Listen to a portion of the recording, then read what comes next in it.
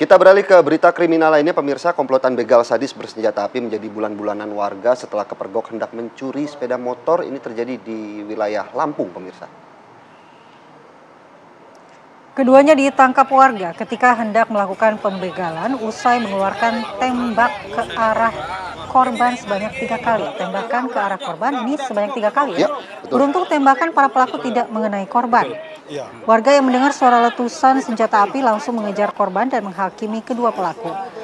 Tim TKP 308 Polsek Sukoharjo yang tiba di lokasi harus berjibaku menyelamatkan kedua pelaku yang sudah diikat tangan dan kakinya. Petugas pun akhirnya berhasil mengevakuasi kedua pelaku dan langsung dibawa ke puskesmas terdekat. Namun karena luka yang cukup serius, kedua pelaku ini pun dirujuk ke rumah sakit untuk mendapatkan penanganan lebih lanjut. Dari tangan pelaku, polisi juga mengamankan barang bukti senjata api.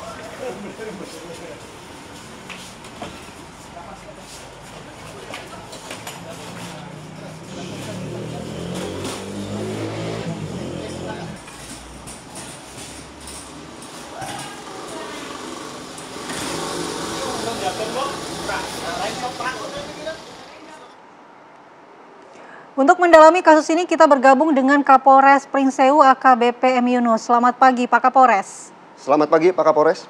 Selamat pagi malah sama pagi Philip. Ya Pak Kapolres, kita ingin tahu apakah memang komplotan atau dua pelaku begal bersenjata api ini sudah lama beroperasi atau melakukan tindakan pembegalan di wilayah tersebut Pak? Ya, kedua pelaku adalah residif yang masing-masing pernah menjalani hukuman 4 kali dan 3 kali. Mereka berasal dari Lampung Tengah, kemudian yang jaraknya sekitar 1,5 jam dari wilayah kami di tempat kejadian perkara tersebut. Jadi memang kami mendeteksi memang ada beberapa pelaku yang masuk ke wilayah kami untuk melakukan pembegalan maupun kejahatan lainnya. Cukup menarik Pak Kapolres, bagaimana kemudian kedua pelaku ini merupakan residivis begitu ya. Apakah memang tuntutan himpitan ekonomi yang kemudian membuat pelaku melakukan aksi begal ini, atau memang kedua pelaku ini melancarkan aksinya karena memang ada suatu komplotan lain begitu Pak? Ya, karena mereka residif, kemudian bergabung dengan kawanan residif lainnya yang pernah berkumpul di penjara, yang mereka tahu berdasarkan hasil wawancara kami itu ya hanya bisa melakukan kejahatan seperti ini, curat gitu. Walaupun setelah kami tanyakan kamu dapat uang berapa, ya paling satu motor itu hanya bisa laku 2 juta maksimal, dan itu sebetulnya tidak cukup untuk misalnya memenuhi kehidupan mereka sehari-hari. Walaupun mereka mungkin bisa menghasilkan beberapa motor gitu ya sehari kalau sekali jalan mencuri. Tapi itu sebenarnya tetap tidak cukup. Mereka tidak punya jalan yang lain sebetulnya untuk mendapatkan uang. Dari dalam hati mereka sebenarnya mereka juga sedih ya, karena mereka harus dihadapkan situasi ekonomi yang sulit. Kemudian ketika tertangkap harus juga dibenci oleh warga masyarakat, keluar dari lapas juga masih dibenci juga oleh masyarakat.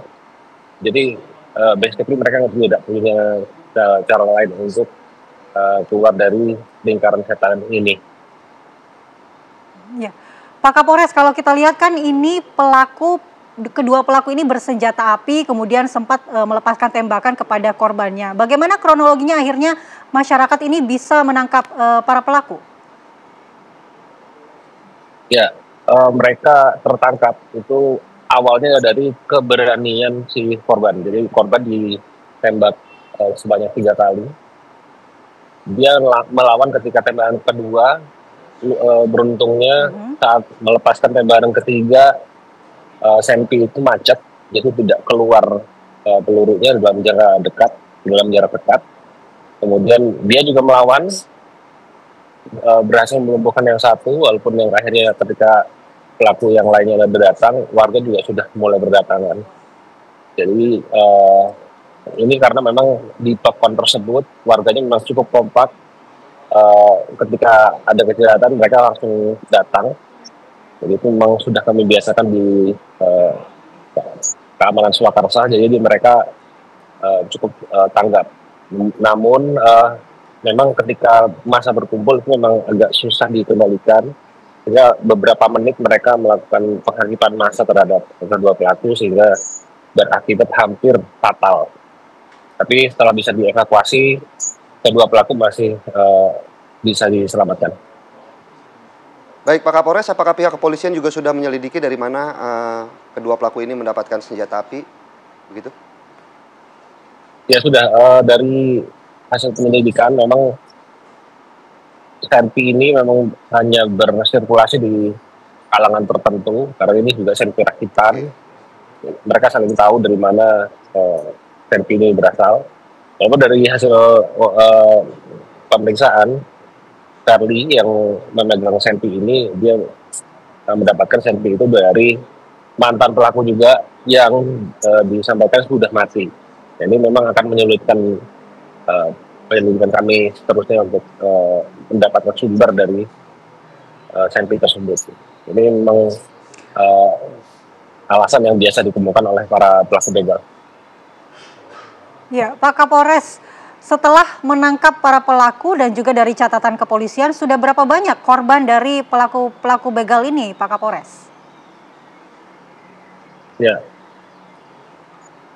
salah satu pelaku yang bernama Ferli itu sudah 4 kali masuk penjara. Itu juga lebih dari 20 laporan polisi masing-masing. Jadi kalau mungkin kita perkirakan sih ya sudah mencapai ratusan TKP selama dia menjalani pekerjaan yang tidak benar ini. Demikian halnya juga Samsi, dia juga sudah 3 kali masuk penjara.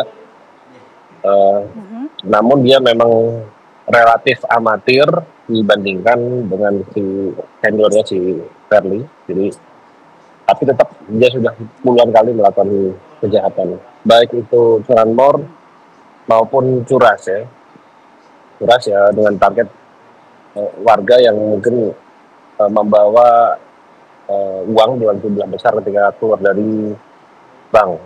Demikian.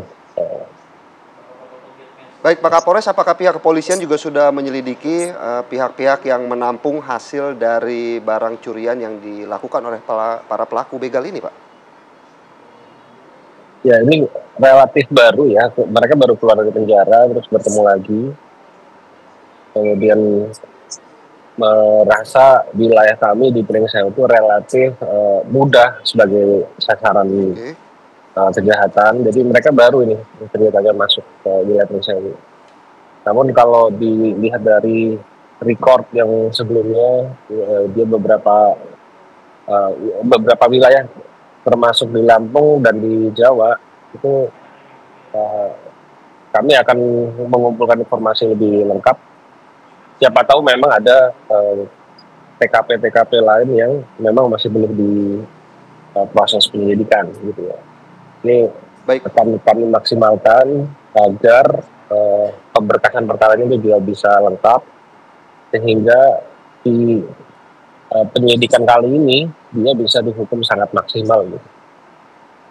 Baik, Pak Kapolres, apakah ada alasan khusus Pak, mengingat ini kalau dari penjelasan Pak Kapolres juga wilayah Pringsewu menjadi salah satu target dari para pelaku begal kendaraan bermotor begitu, apakah memang jumlah personil kepolisian untuk mengamankan wilayah Pringsewu ini tidak sebanding begitu Pak dengan wilayah yang di-cover sehingga maraknya pelaku begal di sana?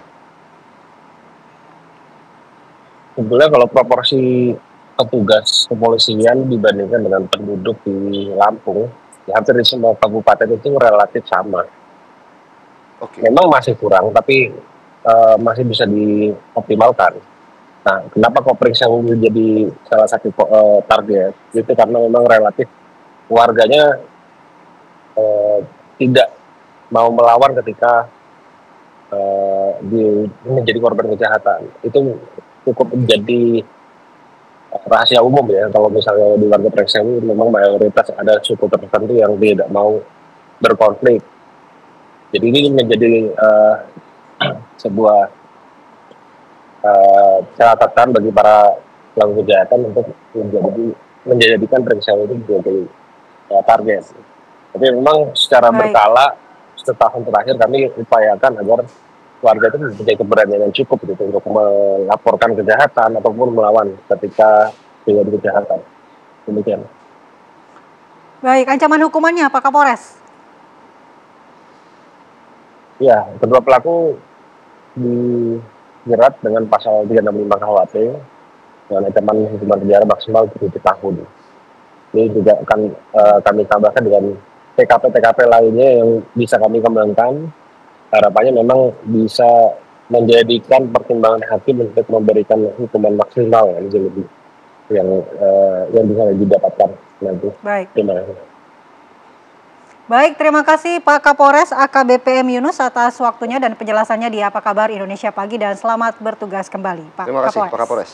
Terima kasih.